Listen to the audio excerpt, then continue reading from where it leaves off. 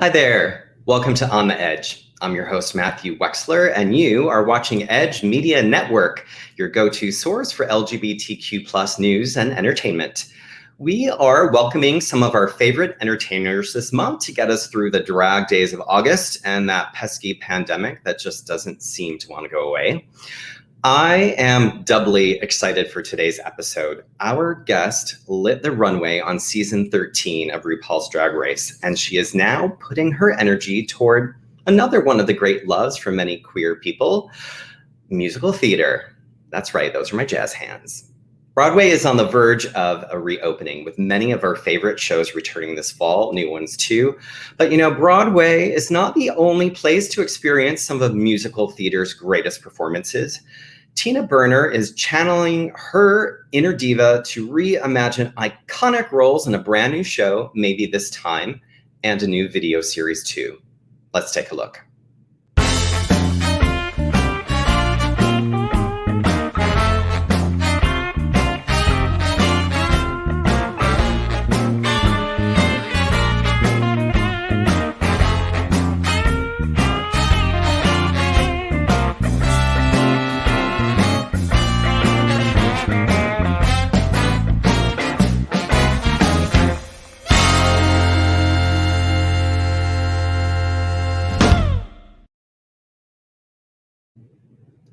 What a chameleon.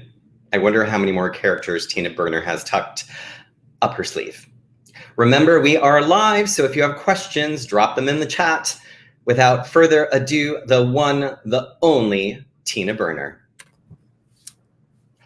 Oh my. Hi. Hi there. Welcome, Tina. How are you, Mr. Wexler? Good. What good is sitting alone in your room?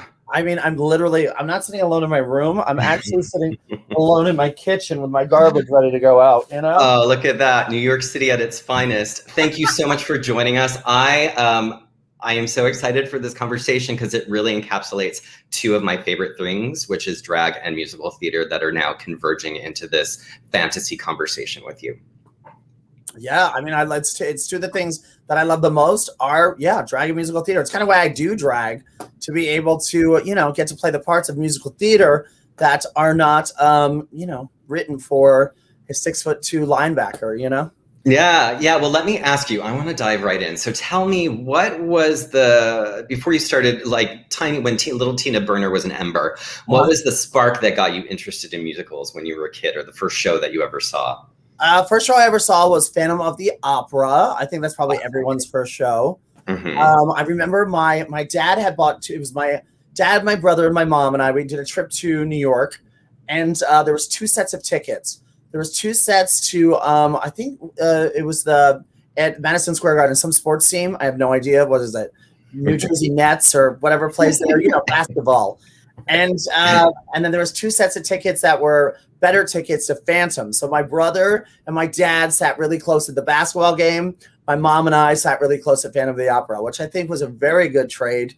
And it was amazing to be able to do that. So that was my first show. What got me into kind of Broadway and theater is as a child, I was a tap dancer for 12 years. So I competed with tap, and I won nationals with Singing in the Rain. It's one of my favorite movies as well. So it was something that always just came very natural to me. And I always wanted to be on Broadway. I grew up in a very small town. So I left there at 16, just to head right to New York to audition for shows and stuff. So I booked. Wow.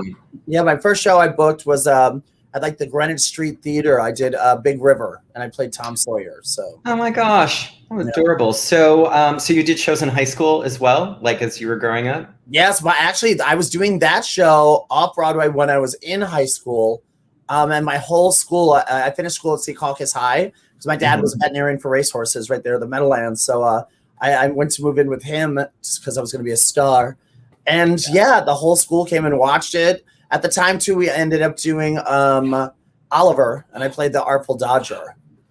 Great role. Consider yourself. Consider yourself. Yeah. And consider yourself part of the family. How fitting. There you go. Always, always. The LGBTQIA plus family now. That's right. That's right. All right. So I have to ask you, because I carry my own high school drama department trauma. Was there any role that you absolutely should have gotten that, you didn't? Let's see. I mean, I was too young to play it because I was in high school, but I definitely wanted to be the lead in Anything Goes. And I ended up like playing the captain. I also wanted to be the lead in Music Man, but I played Tommy. Which was a great role as well. But, I was just too young. So, yeah. Oh, my God. You would have been an amazing Reno Sweeney. Now I'm thinking of like I am Reno Sweeney. Like, I had all the credits, but. Right. Yeah. Did you study theater in college? Or you sort of from high school just sort of started auditioning and trying to work professionally? I did two semesters at New Jersey City University for musical theater. I was the lead in How to Succeed in Business Without Really Trying, and then I was the lead in Pirates at Penzance, a beautiful opera. And then I went to visit my mom in Florida. She was living down there, and I auditioned for Universal's The Boy Band, which they talked about on the show. Yeah. And I signed with Universal Records and never went back to school. Wow. And what was that like, touring with in the heyday of boy bands?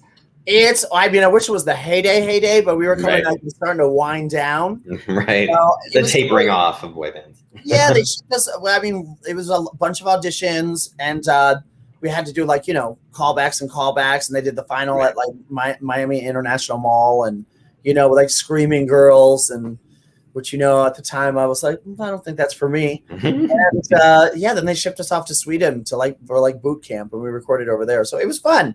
We got to do a lot of fun things with it. It was just it was 3 years of my life. So yeah. And who knew that boy band boot camp was in Sweden of all places? That's where Max Martin. That's where everybody used to record back in the day. Kelly Clarkson, Backstreet Boys, NSYNC, and I remember we were recording, and at the time, I think it was the A-Teens, they were recording below us. That little ABBA group that was based on, the little pop group. So right. And so then when did the sort of shifting of your creative or performing interest move into drag? When was the first time that you did drag, and think about how that could be another avenue for creative expression? The first time technically I did drag was when I was in third grade, and I dressed up as my mom to go to a Halloween at school, and this blue floral drag and a brown wig and some balloons. Right. Technically, I guess we'll say that. But the first time I was working at a gay bar, Excess, as a bartender, and they asked me if I could fill in for karaoke, and I had done drag numerous times for The Invasion on Fire Island with my house. So, it was they do themes, and we did Gem and the Holograms versus the Misfits, and the Real Housewives of Mount Olympus. And, we did A League of Our Own, where Rosie O'Donnell happened to be out there, and we were in the next week, and we were in the centerfold of the magazine for HX or Next, and she signed it for me. It was really cool. Oh, fun. But we did that. They asked me if I could fill in for karaoke. I was sure, I'll try it. And then I just snowballed and ended up doing, so much drag. Yeah, it's funny how the things that are meant to be sort of just unfold in sort of an organic way, right? So then you started performing, and you've been part of the New York City drag circuit for a long time. I'm curious because, theater performance, or even when you were touring in a concert environment, is very different, I imagine, than playing a club. What are some of the challenges of live performance drag in terms of audience and noise level? And I hope people aren't heckling you, but it's a crazy world out there. Maybe they are. Oh, I see. I love a good heckler. I love it. I'm really good at shutting it. I'm really very good at shutting it down. Okay.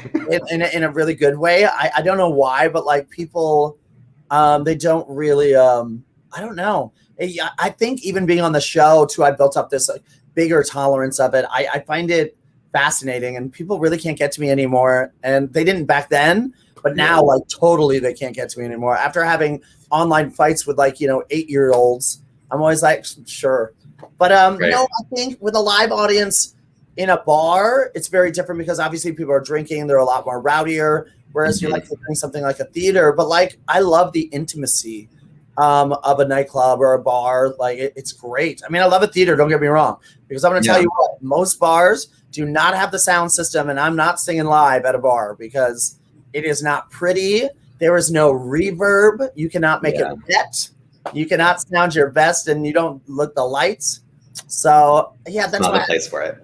Yeah, that's why I'm excited that when I do my show, it's actually at, there's a stage and there's lighting, and it's a great venue. I'm curious, just in terms of performing live, because the evolution of drag and drag race has sort of catapulted a lot of different kinds of expression of drag in terms of people's presence on social media, and there's different places or areas where people peak, but you've been performing live for a really long time. I'm curious, just in your perspective, how the drag circuit has sort of changed or evolved, pandemic notwithstanding, over your time in New York, just in terms of like the club scene. Oh, it is like, it's changed dramatically, I feel. Really? Yeah, I used to be like in the era, like coming up, like, or even back, like I used to go to the Tunnel. You know what I mean? Like that's how long I've been in New York. Like if anyone knows the days of the Tunnel, Roxy, Limelight days. But drag has definitely evolved. I felt like we didn't have that big social media presence where you didn't do drag to just like become famous. Like it was such a community. It was a lot more grittier. Like you'd go see all these shows and like everybody was kind of like in this like really big bond. I feel like now with social media, people are able to reach these platforms outside of New York City that there's not as much community in the city. There are with some. There's a lot with the ones I started with and stuff like that. We are tight. But I feel social media, like now people can reach these broader audiences. So it doesn't give as much of that like close-knit, vibe. Like it's very widespread now where you're missing that, the closeness of it.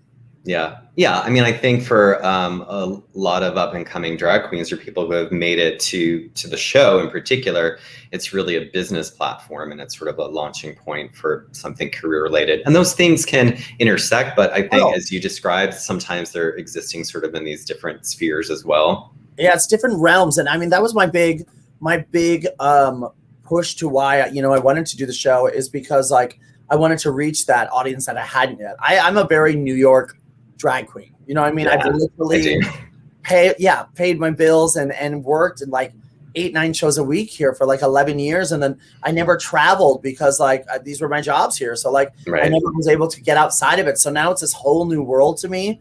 And it's fascinating to me that at, 40 years old, like it's almost like starting over in a sense, because you get to like reach these new people who haven't seen you. So it's fascinating to me. And now you have the platform where they know you, but they don't really know you. So it's like, but they saw you on a show, but they haven't seen you live. And like, I thrive with a live performance. I thrive with an audience. I love that interaction. It's always, it's electric. So. Yeah. And I think your new sort of project, maybe this time, and what you're doing is a really cool intersection of those things, because, and there's the poster for your show that's going to be happening at the Green Room 42 and beyond, because you have produced this amazing video series and you're performing live. So what inspired you to kind of go this route in terms of this particular project that pays tribute to some of these great female roles in musical theater? Well, how it all started basically is, when I was on the show, we did the musical challenge, and I had to play the role of the MC, which was the lead of the musical, but based on Cabaret, basically. Yeah. And so when I ended up in the bottom of it, and when people were like, "How did this happen?" and I took every criticism. Actually, I will say any criticism that they gave me, even through that whole show, I've taken it and like I've really tried to apply it, because any that they gave me, I thought was really helpful. So like, I'm not one of those ones who are like, how dare, because I actually agree with a lot of things. Now, I don't know if I agree with being in, there, but it put this fuel under me. I thought when I got back, I was like, I want to perform, but what could I do? And then like, I was like, why don't I put this whole show together, kind of a nod to that, but now be able to tell like, maybe this time, it'll happen, basically like, oh, well, it didn't happen there, but like maybe it's time for me to show you who I am, like where I am right now, but then tell my stories backwards until like kind of the first time I realized I was gay, through like musical theater songs, stories throughout my life. And that's what's going to happen, is it's literally all these songs, but it tells my story of my whole life. So, and yeah, it's something that I've just always wanted to do. And I love to sing live. I don't do it enough at shows now because, like I said to you, it's just the setting. I'm known for being like this mixed queen, and like I want to show people that there's another side. And I think with the pandemic, and New York City the theater community was the hardest hit. Like as far as like New York is, like so it's rough. Like the theater. New York is theater. Without theater, there wouldn't be New York. It's the lights on Broadway. So it was important to me. I think people have missed theater so much, and so I just thought like it was a perfect time to do it, and that's why I did photo shoots of like, all these looks that I'm doing, the character looks of it, and then video series as well, because like I wanted to be able to show that part of it, but then I want to tie it into the show as well to get people to like see it, get excited about it, but then come to see a whole different show. Where like I'll literally be on stage and I have all my costume reveals like on me. So I'm telling the whole thing like it's gonna be a lot. It's gonna be. I can't wait. I'm gonna have to go. I live 3 blocks from the theater, so. Oh my God, you have to go, and we have a full live band, and it's like a dream of mine to do that.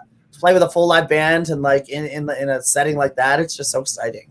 Yeah, and I feel like through the drag canon, or at least all the queens who have sort of competed on RuPaul's Drag Race, there's really just only a handful that I feel have that sort of theatrical talent, like Jinx Monsoon and others who are sort of at that level of performing live. But we were talking about this a little bit before we hopped on here.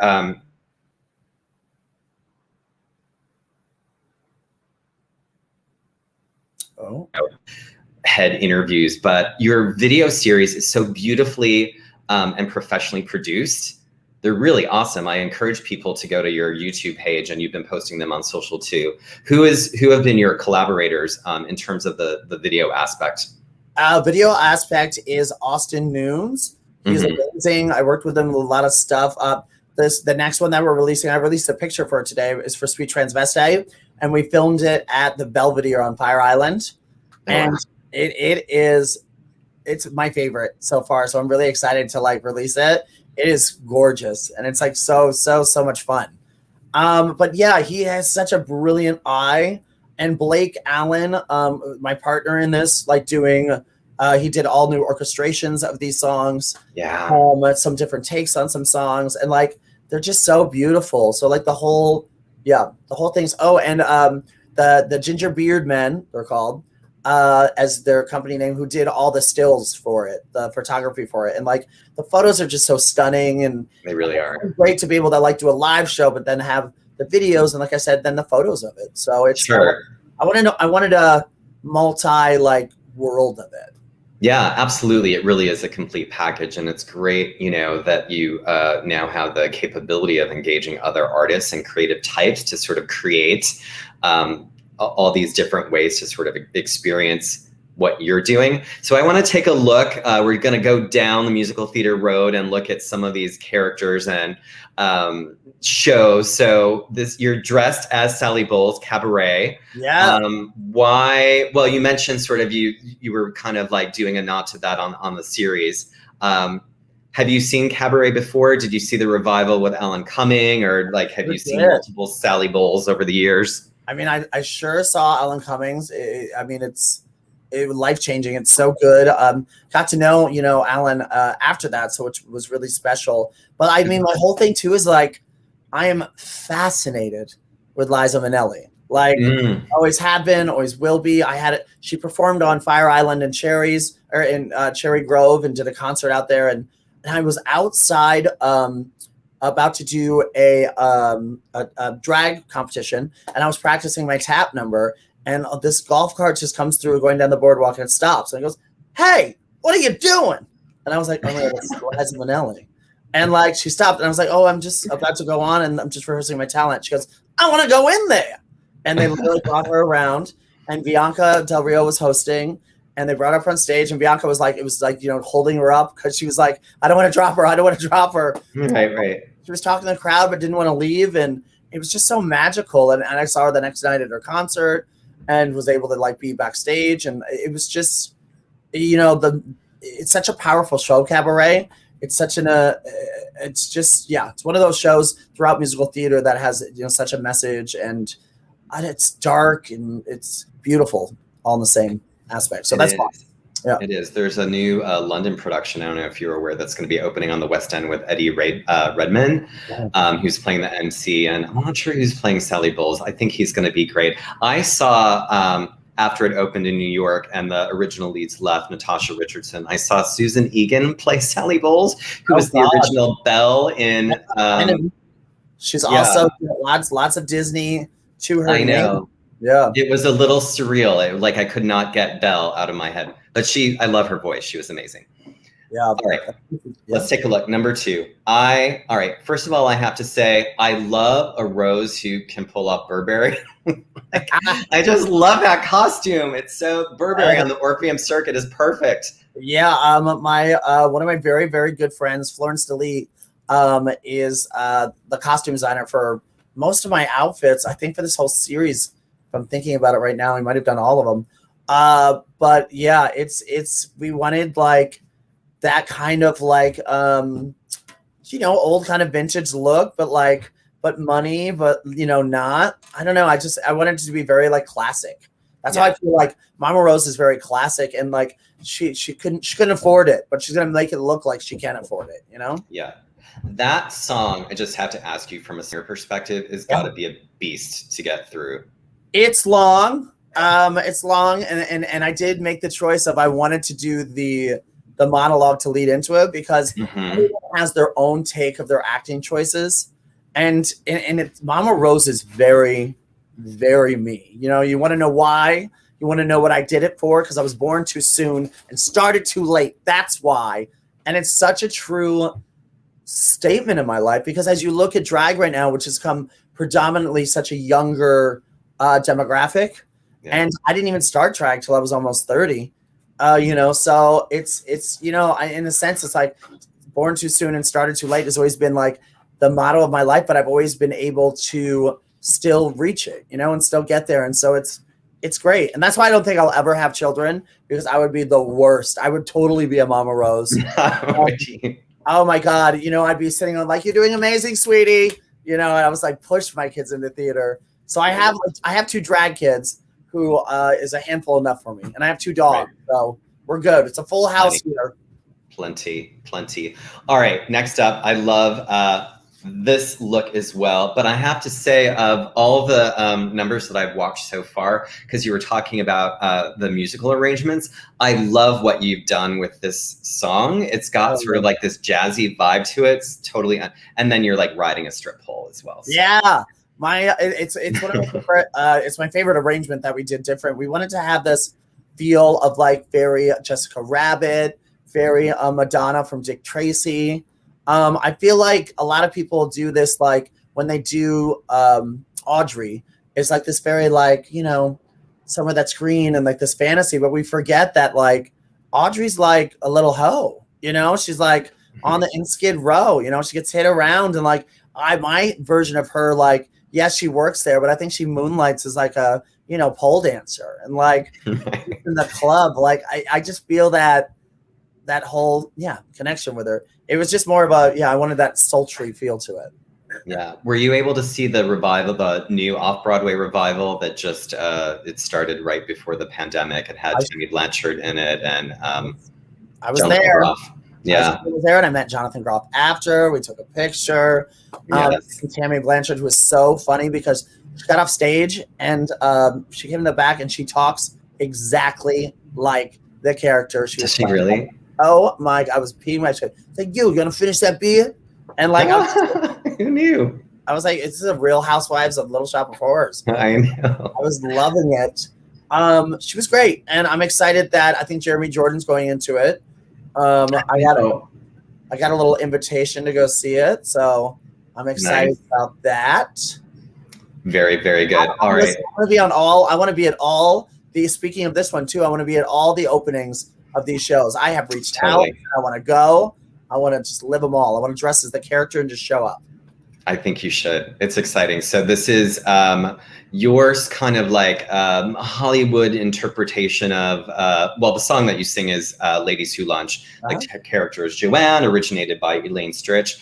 But you've done kind of this glam take. Arrangement's pretty straightforward, but you're kind of like, I don't know, I love it. It's just very, I don't know, old Hollywood, I guess. Right? Yeah, it's very old Hollywood. It was important to like usually like, and I think it's at what second or third verse that like starts to speed up more, but I kept it like slowed back down because I feel like Ladies Who Lunch needs to live in this feeling of reminiscing about it and like judging people and like here's all of like it's about like what kind of you did, but now you're judging people for it. Like does anyone still wear a hat? And like that's the thing. Like Elaine Stritch is such an icon, and watching her do it, the video of her doing it live in the recording studio is one of my favorite things to watch. And like watching her concert, which is like 2 drinks a day. It doesn't work. Not when you want 11. Not when you start shopping for wine glasses in the Vase department in Bloomingdale's. It's like one of my. She's just the icon that is her. And now that it's Patti LuPone, I mean, come on. I was so mad because I had tickets to see it. It was a day or two before the shutdown happened. And so I was very angry because I love some Patti LuPone. And I'm really excited to see the new production because of how they switched everything. You know, I love that it's 2 men getting married. I love it all. I love when things of classic musical theater change and update to the world that we're living in, which I think is so important. Yeah, which brings me to this question. I'm curious what your thoughts are on how there is a place for drag, a drag presence in modern day musical theater. I mean, we have roles like it was just announced that Nina West is going to be doing this tour of Hairspray, which is amazing. You know, and then today. Happy birthday, Nina. Oh, happy birthday, Nina. By the way, she's going to be on next week on The Edge on the 17th. So we'll be chatting with her about that. But do you think there's a place for a drag performer to sort of be in a role that isn't specifically written as drag? Yeah, I do. I feel like drag has become so mainstream now. And I mean, thankfully, you know, to RuPaul's Drag Race. And I think it's opened many people's eyes about drag and the interest in it, that I think it is very mainstream. And I think I would love to even see the roles that are predominantly women. I mean, like I said, I would love Mama Rose. I mean, there should be a drag Mama Rose. I mean, Mama Rose is a drag queen. I don't know who thinks not, but is. But I think it'd be great to have these like gender bending roles and to see a lot of switch, you know, to see females playing the males and, you know, drag queens playing, you know, the woman parts. And I think it'd be great. The lines are becoming so open about who we are as a community and what we can do, that I think that's how it should be. I think we need to take away, you know, we need everyone to be able to play every role. You know, there should be no boundaries or barriers. So, no, I agree. Well, I know you're so excited for some shows that are opening, and before we let you go, I just wanted to do a quick look at some of the musicals that we are excited to have opening on Broadway this fall. Ooh, Caroline or Change and Diana. We're going to look at a few shows, and these are shows that are all opening before the end of the year. Caroline or Change takes place in 1963 Louisiana and follows this African-American maid and her experience working for this wealthy family. Tanya Pinkins won a Tony Award. I saw the original, which is phenomenal. This production's coming over from London. Have you ever seen a production of it before? I haven't. And Anika Noni Rose, I think, was in the one prior to New York. Yeah. I know that's before like she blew up. I think she did Dreamgirls right after that as well. Yeah. I'm excited to see this production specifically because I know that it's Sharon D. Clark. I think she won the Olivier over there, and she also won the Olivier for I think Death of a Salesman. That I think she just won the second one for that as well. So it's, you know, anytime they bring someone over like Cynthia Erivo, who did it for Color Purple, and they've won the awards over there, you know it's going to be a powerhouse performance. Yes. That's how in any show, if they're bringing somebody over, like it's to say, you know what, nobody else can play this role. So that's what really lights me up to go see this show, because I love nothing more than a power play. Right. Do we need a musical of Diana? I don't think we do. I that's my personal opinion. If anyone's watching who's in it, I'm sure it's going to be great. I mean, Diana, here's the thing. I don't think we need a musical of it. With that said, I am fascinated by the story of Diana. So maybe I do need a musical of it. Maybe I need to see how it intertwines and how they're going to tell the story. But skeptical. I'm a little skeptical because also like it was such a tortured the media and the paparazzi and like how it happened and like things. I think sometimes we just need to let some things rest and remember for who they were and kind of what they did on her humanitarian side. So do I need to exploit it now for people to come buy tickets? Not sure that I need to, but I'm sure I'll go see it. So. Right. All right. Two more. Mrs. Doubtfire and Company. So Mrs. Doubtfire, of course, based on the film, about Euphegenia Doubtfire, a guy who's now, getting dressed up in drag to try to reconnect with his family. I don't know. Thoughts? Oh, you're not excited? I'm excited about this one.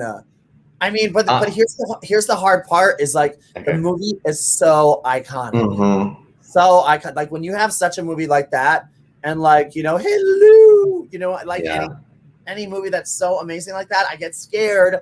I get a little scared because how are you going to make it work? How are you going to do the change? We saw in, what was it? What was just on Broadway? Was it Tootsie?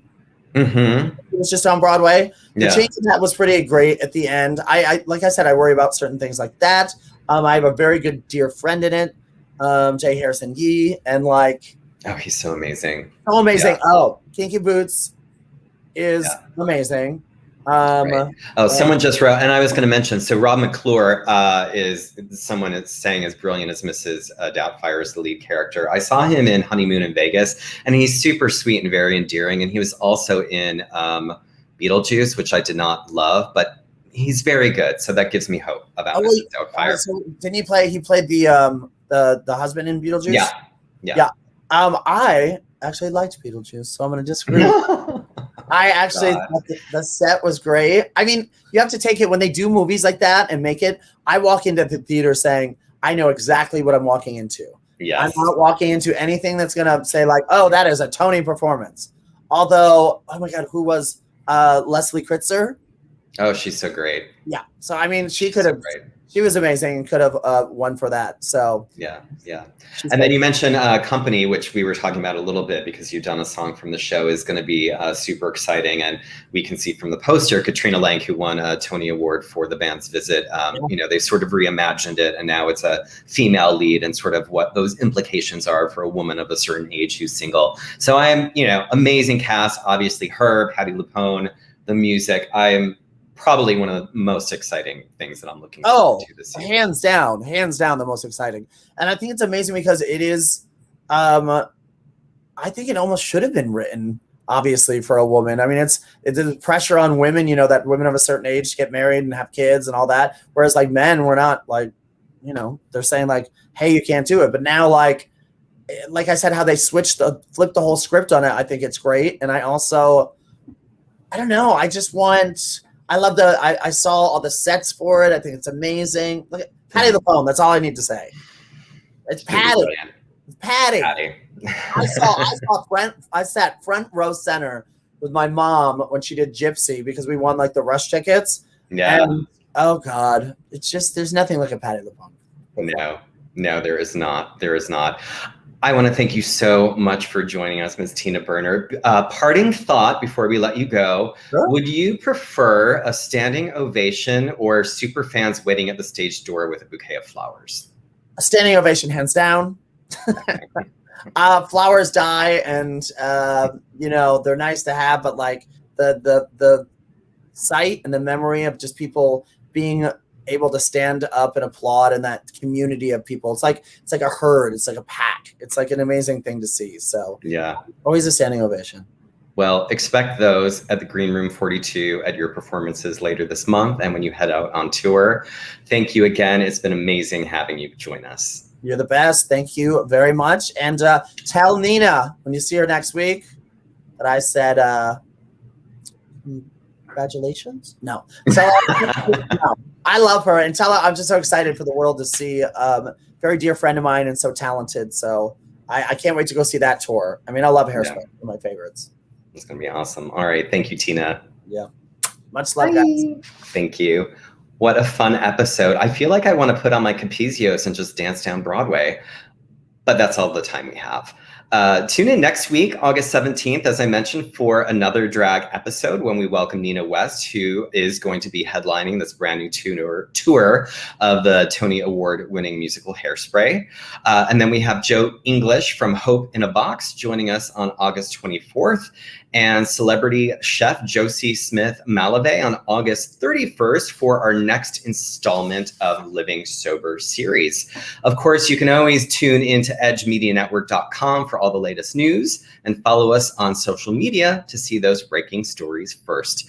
Until next time, I am Matthew Wexler telling you to live on the edge.